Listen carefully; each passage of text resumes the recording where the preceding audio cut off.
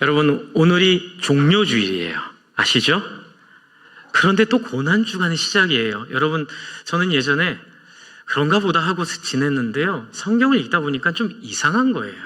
왜냐하면 종료주일은 예수님이 메시아로 오신 것을 상징하는 예루살렘 입성 때 사람들이 예수님을 환호하고 예수님을 좋아하고 예수님을 메시아라고 환대했던 자리였거든요. 그런데 어떻게 그 환대가 하루아침에 예수님을 죽이는 고난으로 바뀔 수 있을까? 이 고민을 쭉 하면서 여러분 올해 이 고난주간에는 이 마가복음 11장을 중심으로 한번 좀 이 질문을 좀 풀어보면 좋겠다 생각을 했습니다. 근데 여러분, 이 마가복음 11장에는 종료주일이 급속하게 고난주간으로 바뀌는 내용도 있지만 또 하나 여러분이 어려워하는 구절이 하나 있어요. 그게 뭐냐면 12절, 13절이에요. 이 무화과 나무와 관련된 이 어려운 문제가 있습니다. 그게 뭐냐면 예수님이 예루살렘 성에 왔다가 다시 들어가게 되는데 다음 날입니다. 무화과 나무를 보시고 뭘 먹으려고 가까이 갔는데 무화과 나무에 열매가 없었대요. 그래서 예수님이 무화과를 저주해서 어떻게 됩니까? 베드로가 다음 날, 예수님과 이제 성전에서 내려오는 날, 다음 날 지나가니까 또 어떻게 돼요? 그 무화과가 말라 죽어버렸어요. 하루 만에. 기적이잖아요. 그런데 문제는 13절이에요. 여러분, 13절에 뭐라고 지금 마가가 써놨죠? 예수님이 시장하셔서 무화과 나무를 보고 혹시 먹을 게 있는가 찾아와가지고 와서 무화과 달라고 했는데 무화과 열매가 없으니 저주했어요. 근데 뭐라고 썼어요? 무화과의 때가 아님이니라. 코디가 안티예요. 이런 얘기 아세요? 연예인들 이렇게 무슨 영화제 시상식에서 이게 복장이 좀 이렇게 좀 난해하면 사람들이 하는 얘기가 있죠. 코디가 안티예요. 여러분, 지금 마가가 안티인가요? 근데 왜 이런 얘기를 썼을까요? 그리고 또 하나 이상한 게 있어요. 25절이에요. 여러분, 무화과가 말랐어요. 그건 그렇다 쳐요. 그러면 베드로가 다음 날 예수님 어제 저주한 무화과가 말라버렸어요. 그러면 예수님이 뭐라고 하셔야 돼요? 얘들아, 이러한 이유로 내가 저주를 했고 그래서 무화과가 말랐으니 너희는 마른 무화과처럼 살면 안 돼. 이렇게 설명을 해야 되잖아요. 그런데 여러분, 예수님이 대답이 또 희한해요. 뭐라고 하시는지 볼게요. 22절이에요. 무화과 나무가 말랐다라고 얘기하니까 22절에 예수님이 뭐라고 하죠? 하나님을 믿으래요. 이게 되게 난해해요. 왜냐하면 다 하나님 믿거든요. 사실 제가 오늘 이 한 자락 깔고 얘기하는 이유가 뭐냐면 이 배경이 되는 예수님과 유대인들의 충돌에 있는 유대인들도 다 하나님 믿거든요. 근데 예수님이 새삼스럽게 무화과를 저주해서 무화과가 말라버리게 된 이유를 묻는 제자에게 그냥 딱 하는 말이 하나님을 믿으라 그래요. 그리고 이게 소위 뜬금포를 쏘세요. 뭐라 그러죠? 기도해라. 기도하면 내가 한 것처럼 무화과 다 말릴 수 있다. 이렇게 얘기하니까 우리도 어렵고 참 신학자들도 어렵고 그러니까 이제 이걸 통으로 이해하기가 너무 쉽지가 않은 거예요. 그래서 좀 고민을 하면서 공부를 했는데 하나님 은혜를 주셨죠. 또 F.F. 브루스라는 유명한 신약학자가 있어요. 그 신약학자가 준 힌트가 또 있어요. 여러분, 제가 한번 설명을 드려볼게요. 여러분, 이 전체 내용은 지금 예수님이 환호받는 사람들이 하루 만에 적대자로 바뀐 이유와 관련이 있어요. 그리고 그 사건을 지금 가운데 샌드위치처럼 품고 마가는 앞뒤의 이야기들이 정밀하게 연결되도록 의도하고 이 글을 썼어요. 그리고 유대인들은 이 글을 읽을 때 이 내용이 무엇인지를 이해하는 문화적 배경이 있었어요. 그런데 우리는 예수님의 고난을 단지 피상적으로 예수님이 아이고 예전에 저희 어렸을 때 권사님들이 불쌍해서 어쩌노 결혼도 못하고 아도 못 낳아보고 그렇죠?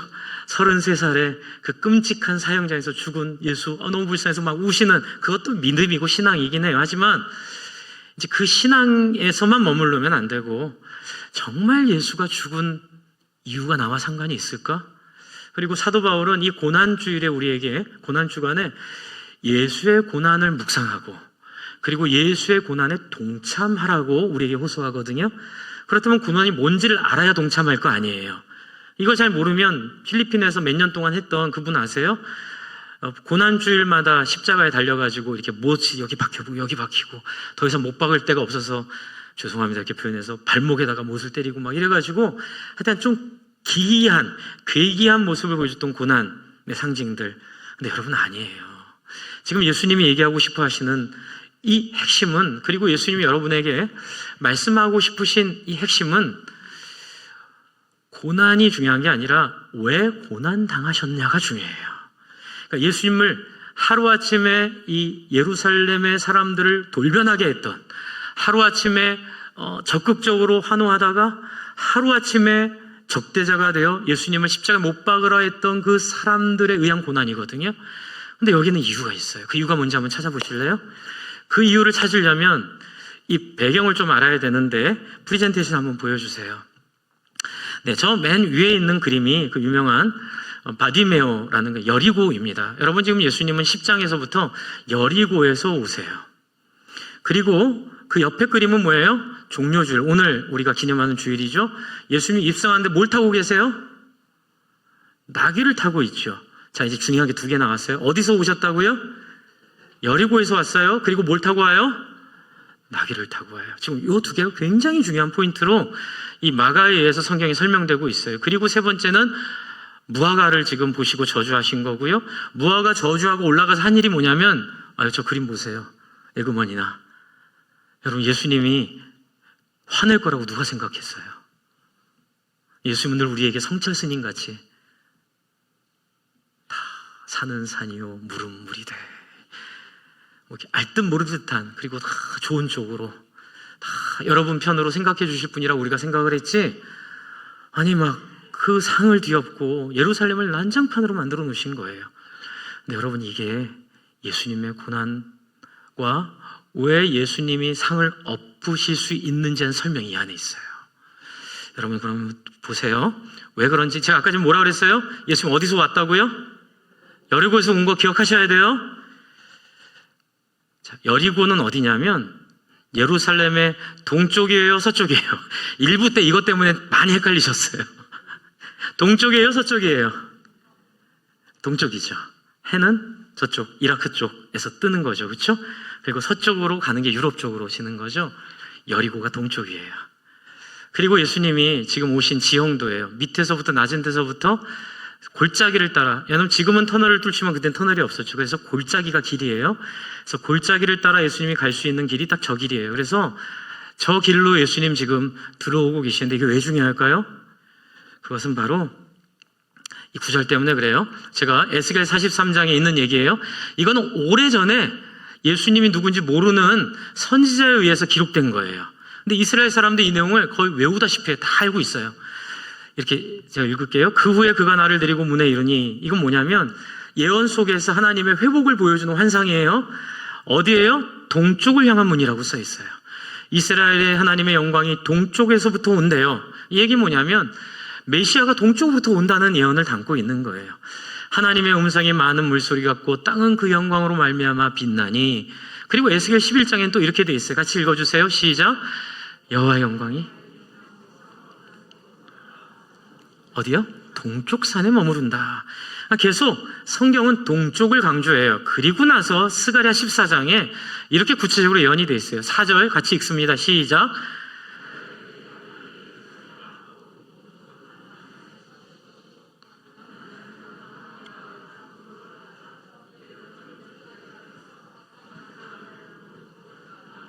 네, 이 얘기가 뭐냐면 그날에 메시아가 예루살렘 입성하는 날에 예루살렘 곧 동쪽 감난산에 설 것이고, 감난산은 그 가운데가 동서로 갈라져 골짜기 따니면 길이 그 앞에 있을 거란 얘기예요.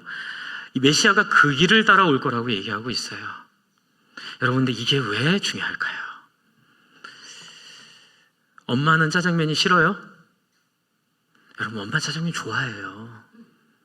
짜장면 싫다고 한 건 자식 먹이려고 싫다고 한 거예요. 그럼 나중에 성공해서 돈 벌었으면 엄마 탕수육 사주세요.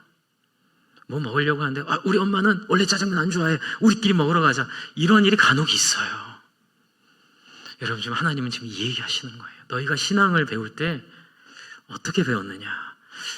여러분, 하나님은 지금 구약 내내 엄마는 짜장면이 싫다고 하신 거예요. 하나님은 엄청 고생하세요. 하나님 너무너무 짠해요. 말 안 듣는 인간들, 배신하는 인간들, 약속을 어기는 인간들, 내가 해준 게 얼만데. 인간 같으면요, 한 3번, 3번 하고 안 되면 버려버릴 텐데, 하나님은 약속을 기억하시고 끝까지 안 버리세요. 그래서 그 약속 때문에 포로도 잡혀갔다 오고, 그 이스라엘이 죽을 고생하는데 딱 하나예요. 엄마는 짜장면이 싫다고 한 그 마음을 알아달라는 거예요. 근데 우리는 이기적이라서, 아이고, 나를 위해서 엄마가 이렇게 희생했으니 엄마는 다 내 편이야. 그리고 자기가 하고 싶은 대로 막 하면서 인생을 살잖아요. 구약에 있는 성도들이 그랬어요. 우리는 선택받은 백성이에요. 그러면서 세상 사람과 다를 게 없이 살아요. 우리는 하나님의 택한 백성이에요. 그러면서 희생하고 섬기고 사랑하는 하나님의 모습보다는 종교인의 모습. 야, 우리는 하나님의 선민이야. 우리한테 누구든지 덤비면 다 심판할 거야, 하나님이.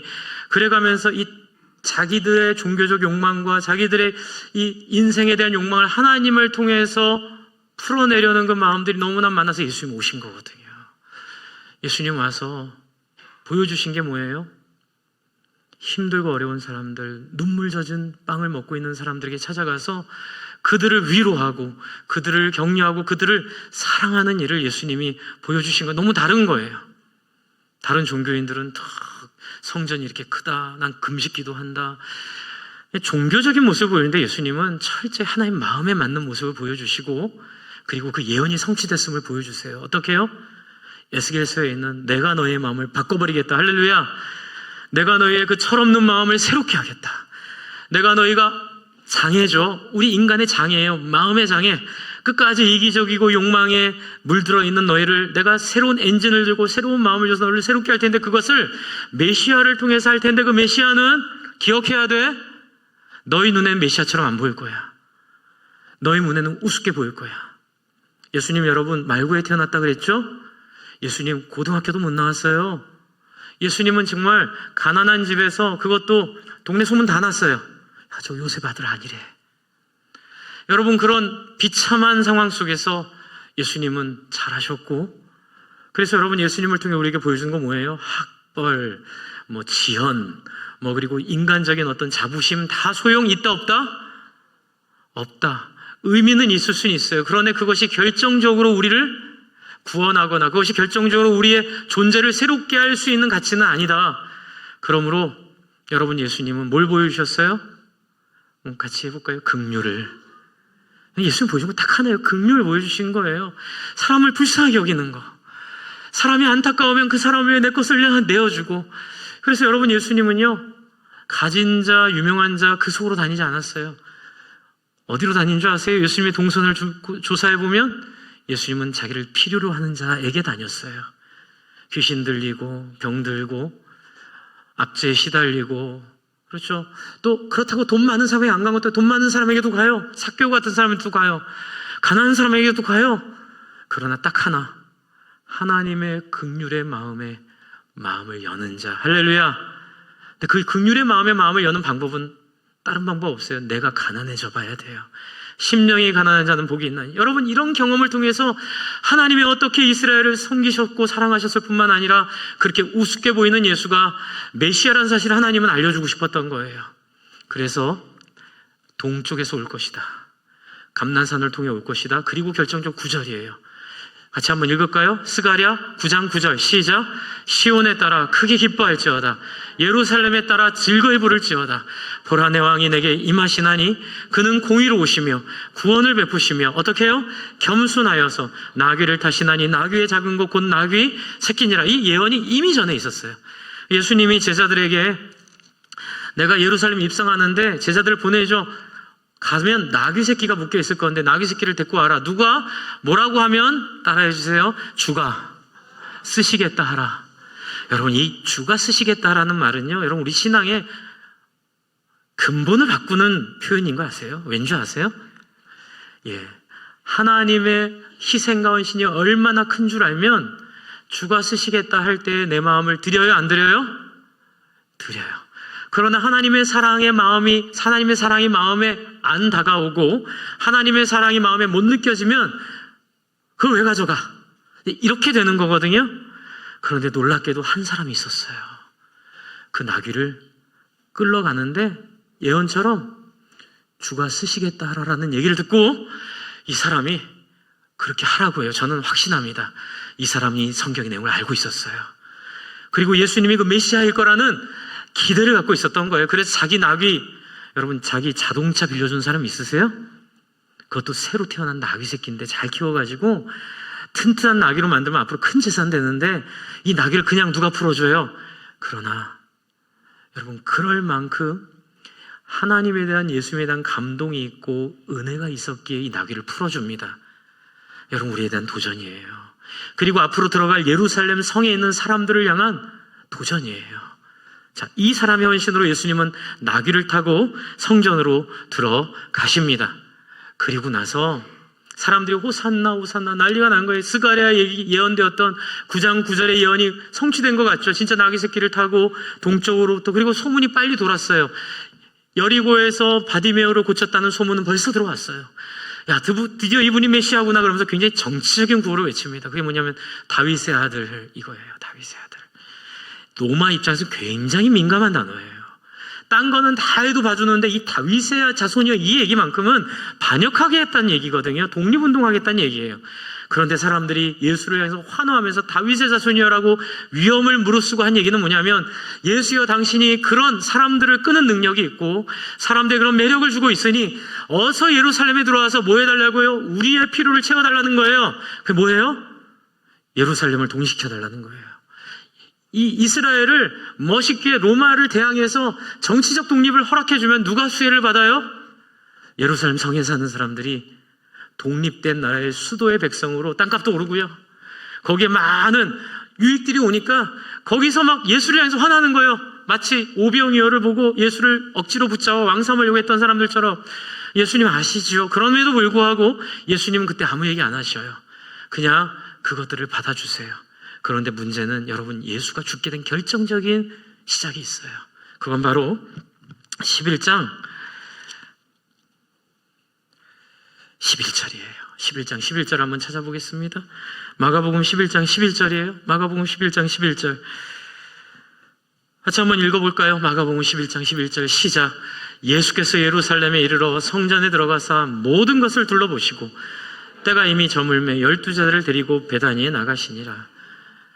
여러분, 예수님이 예루살렘의 환호를 듣고 이게 시작이에요. 성전에 들어가 모든 것을 둘러보셨어요.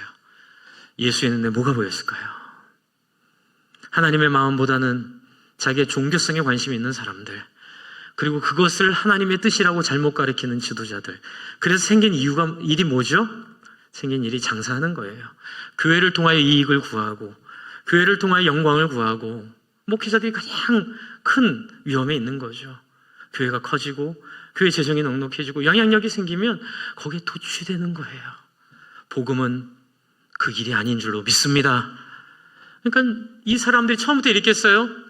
처음에 좋은 마음으로 제사 지내려고, 6월절 얼마나 중요한 절기예요. 6월절은 패스오버, 하나님이 바로의 압제에서 누구든지 그 문설주에 어린 양의 피를 짜내어 바르기만 하면 그 죽음의 그 집을 건너가는 패스오버의 절기잖아요.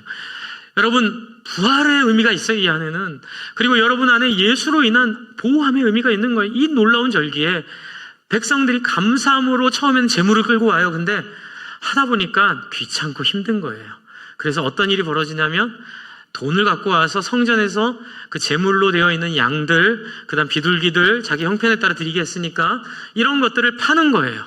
그걸 사서 하다 보는데 나중에 이게 장사가 잘 됐어요. 그러다 보니까 나중에는 이 장사가 주가 돼버리니까, 여러분이 장사 그냥 하겠어요? 성전을 돌보는 레위인들, 성전을 지키는 율법사들, 제사장들, 바리새인들 다 뒷돈 받는 거예요. 그렇게 뒷돈 받고 그 허용해주고, 여러분, 이런 타락이 교회 안에 나타나기 시작하는 거예요. 거래가 생기기 시작하고. 근데 겉으로는 하나님의 영광을 위해서. 여러분, 예수님이 속상하셨는데 여기서 제가 여쭤봤어요. 예수님, 때려 엎어버리려면 11절에서 엎어버리셔야지. 왜? 뭐라 그래요?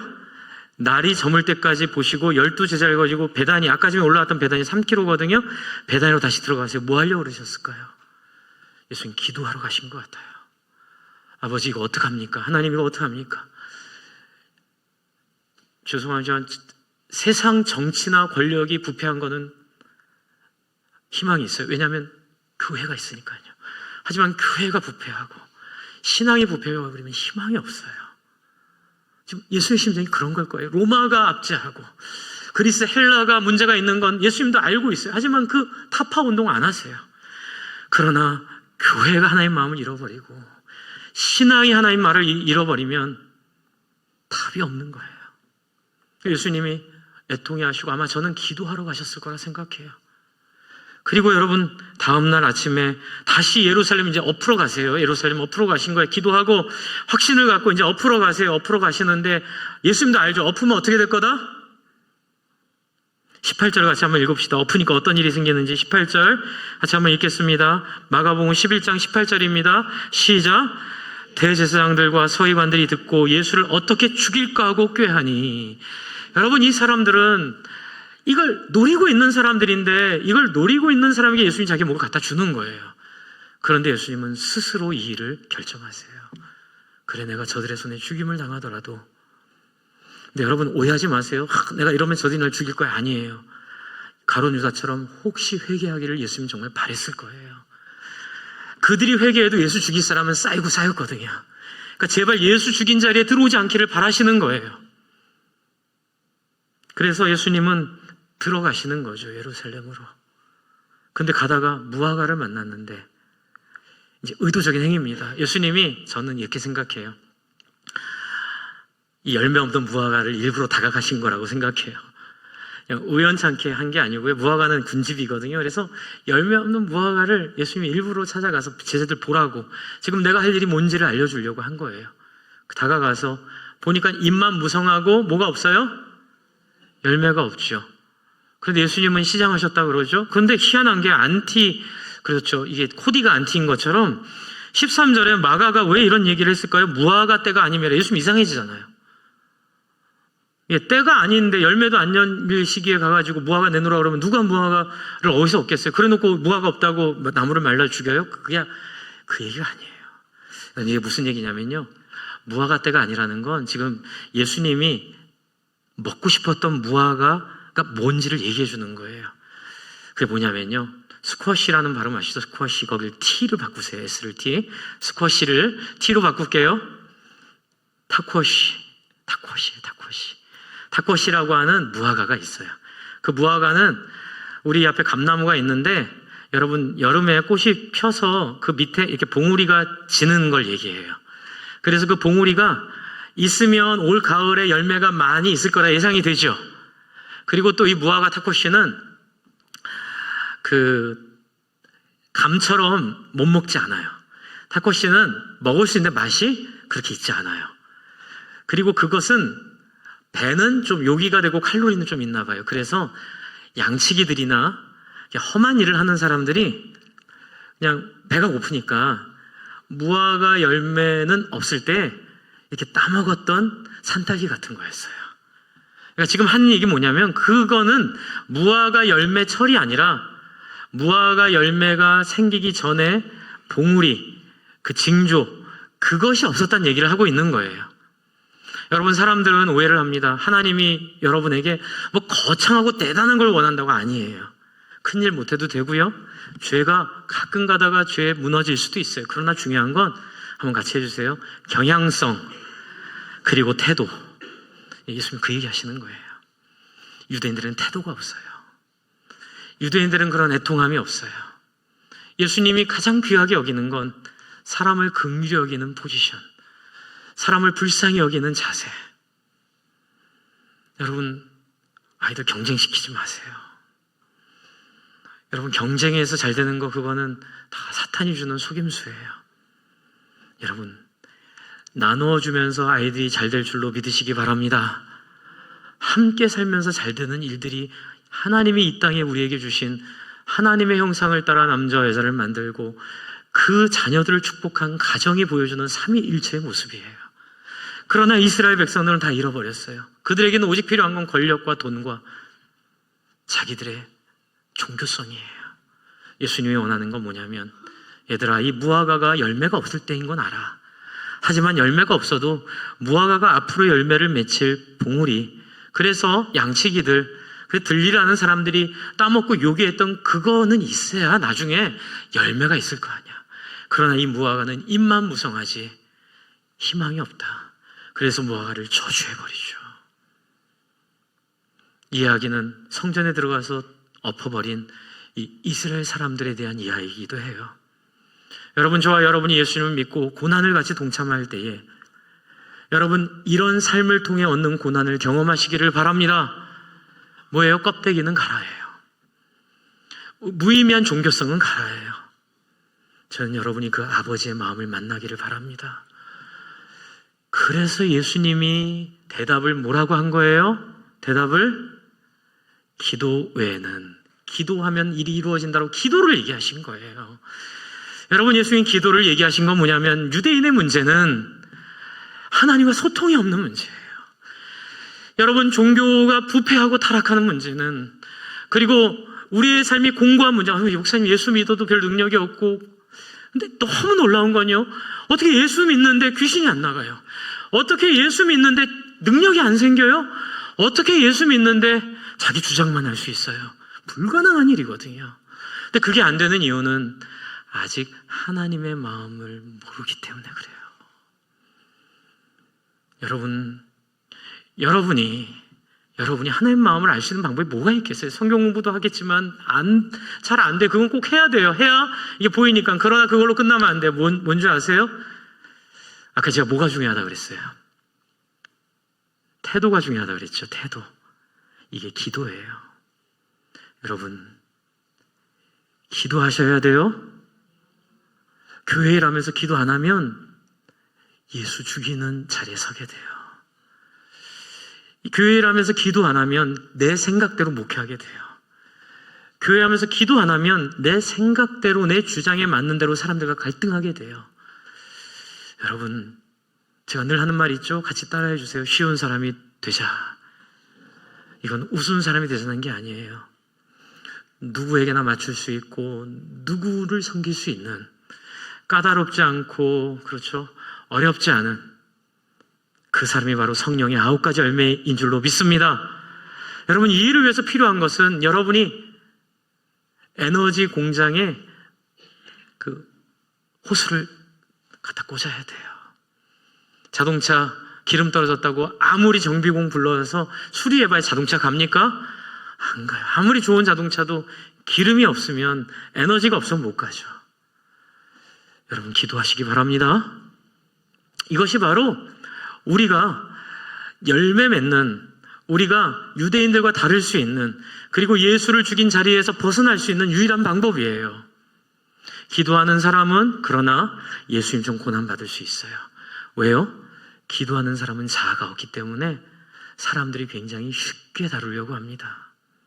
여러분, 저도 지난 시간을 돌아보면 제 자아가 살아있을 때는 사람들이 저한테 함부로 못해요. 제가 성격이 보통 예민하고 세지가 않거든요. 저는 가끔 무는 니트리버입니다.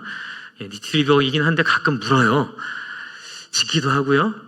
근데 제가 이걸 깨닫고 저를 내려놓으니까, 그렇죠, 사람들이 저를 좋아해 주긴 하는데 쉽게 대해서 가끔 안 해도 될 고생할 때가 있고 안 해도 될 모욕을 겪을 때도 있는데, 여러분, 이건 누가 겪은 거예요? 예수님이 겪은 거예요. 예수님. 그래서 뭐라 그래요? 기뻐하고 기뻐하래요. 드디어 여러분 안에 아까 말씀드린 무화과 그 열매, 초기 열매가 드디어 여러분 안에 싹이 보이는 거예요. 할렐루야.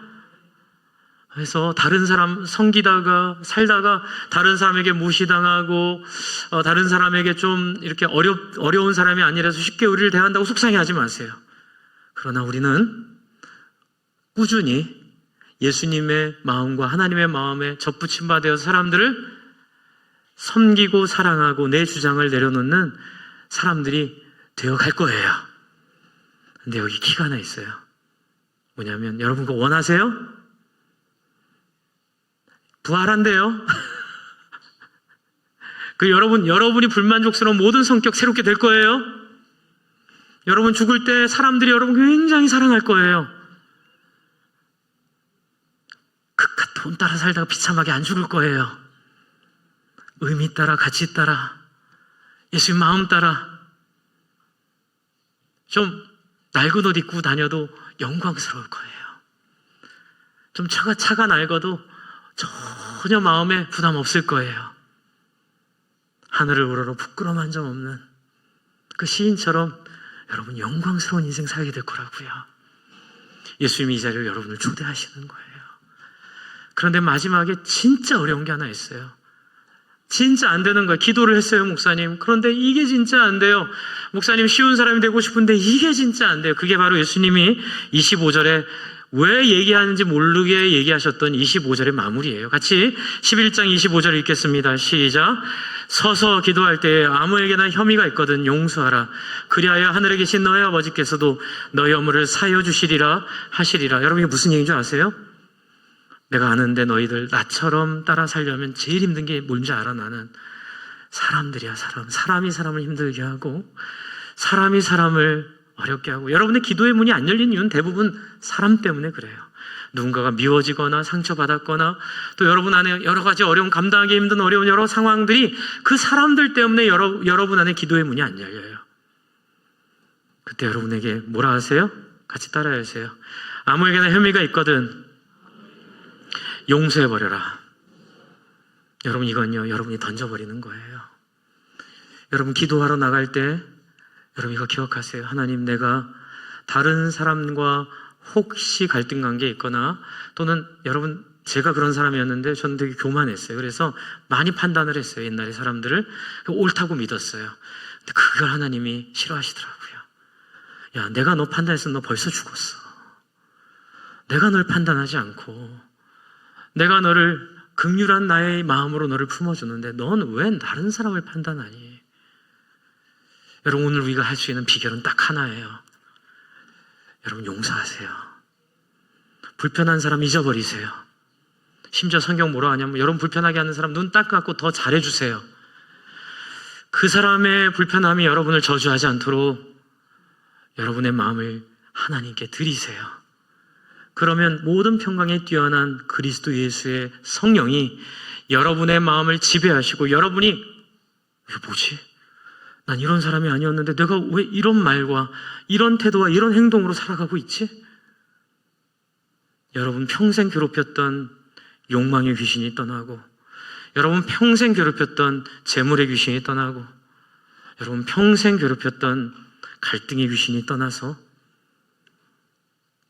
사람들과 좋은 관계 맺으며 점점 열매 맺어가 나중에는 튼실한 무화과 열매가 주렁주렁 맺히는 우리 인생 되도록 예수님 이 얘기 해주고 계시는 거예요. 여러분 그래서 제가 제안하고 싶은 거 있어요. 뭐냐면 하루에 30분 기도하기 같이 해주세요. 하루에 30분 기도하기. 새벽 기도 나오라는 얘기 아니에요. 나올 사람 나오시고요. 못 나오는 분은 저녁에 집에서 문 닫고 자기 방에서 또는 차에서 할 수도 있잖아요. 차에서 또는 교회 찾아와서 저녁에 여러분 비밀번호 다 알려드려요. 교회 와서 30분. 그리고 또 하나 있어요. 교회에 봉사로 왔을 때 여러분 카페 가야지 막 작은 도서관 가야지 그거 하기 전에 같이 해봅시다. 10분 기도하기. 그래서 캠페인 구호를 정했어요. 안녕하세요 하나님. 네, 4월부터 우리 안녕하세요 하나님 캠페인 할 거예요. 교회 오면 10분 하나님 안녕하세요. 굿모닝 하나님. 굿나잇 하나님. 여러분 하나님 앞에 여러분의 마음을 드리기로 애쓰고 여러분 예수님이 가셨기에 여러분도 그 길 갈 수 있음을 믿고 흉내라도 내보고 뭐라도 해볼 때에 여러분 주의 성령이 여러분을 놀라운 자유 가운데 인도하게 될 것입니다. 나중에 하나님 내가 어떻게 이런 인생을 살고 있죠? 어떻게 이런 의미 있는 삶을 살았을까요? 어떻게 내가 이런 영광스러운 죽음의 길을 갈 수 있을까요? 하나님 앞에 찬양하는 한 명도 빠지지 말고, 제가 제일 안타까운 건 그런 못할까봐 막 끝까지 내 돈 내가 널 어떻게 키웠는데 자식에 대한 집착에서 못 벗어나고, 그러지 마세요. 너무 슬퍼요. 그거 보는 자식들도 너무 아파요. 그리고 너무 많은 재산 남겨주지 마세요. 자식들 싸움 나요. 주님의 영광스러운 나라를 위하여 마땅히 할 수 있는 일을 하시며 하나님의 나라 위에 영광스러운 자녀들 되도록 여러분의 삶을 아낌없이 주가 쓰시겠다 하라. 아멘. 주가 쓰시겠다 하라. 아멘. 주가 쓰시겠다 하라. 아멘. 여러분 인생을 드리는 복된 우리 되기를 바랍니다. 우리 함께 찬양할까요? 우리 마지막 찬양 같이 하면서 좀 이따 기도할게요.